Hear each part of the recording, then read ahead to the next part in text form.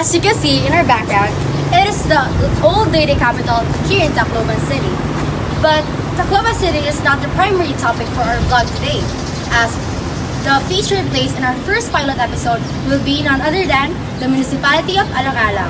And in this video, you will learn about its rich and abundant culture and history, which is various things, and now we will feature Alang-Alang Leyte. And now, I'm gonna hand over the camera to our friends there. They will take it from there. Bye!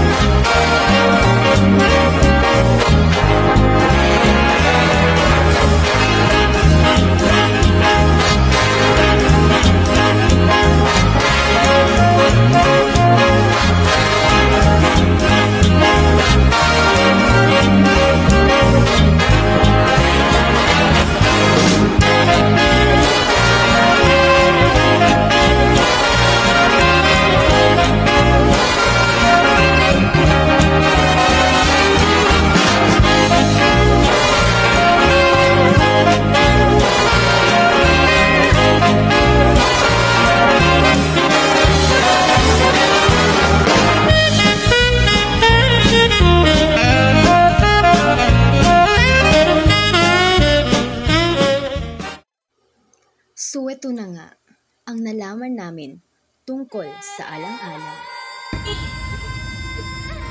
Hi guys! Fun fact about Alang-Alang. Did you know that in the 7th century, ang Alang-Alang ay meron golden bell? But suddenly, it was thrown away in the Philippine Sea because of the Moro pirates. So here's the replica of the golden bell.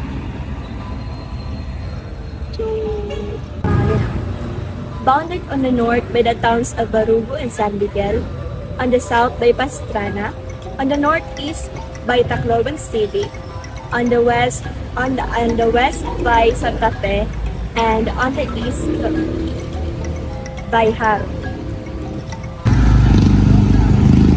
Alam niyo ba na hanggang ngayon ay hindi pa rin nakikita ang golden bell kasi every time na nag-uukay sila, ito ay umuulan ng malakas. So, here's a trivia how Alang-Alang Leyte got its town name. So, hanuna nga panahon, didiha Alang-Alang, may daw sa nga lugar dito dapit sa Herayo. Basta Herayo hiya, tapos ito niya nga lugar kay bukid dito niya nga gutay nga bukid. Kung ngayon, ang mga syahan nga tao at mga panahon, dito nakaupoy. So, kay ano bukid, kay tungudhan, Kabayungan River.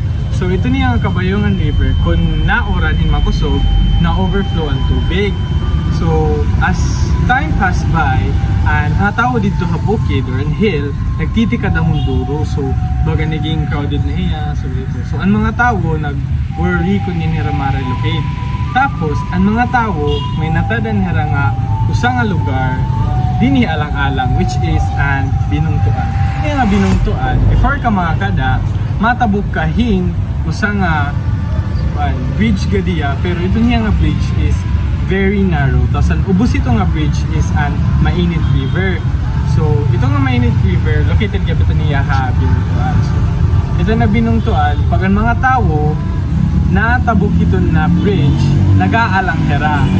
So naisip ang mga tao since ito na lugar nga eraging tatabukan, wari pa ba name. So kasi ito hala, hindi pa ako kainin. Pero nag-aalang ako pagtabok. So dito tabok ka ta. Tapos ang ito naisip na era siguro, nagkadanyara baba, Alang-Alang, ay nag-aalang ito. Asya, kami ito nakuhaan nga Alang-Alang. Ano pa kaya ang ating mga madidiskubring kaalaman? Yan ay ating malalaman sa susunod na eksplorasyon sa bungto ng Alang-Alang.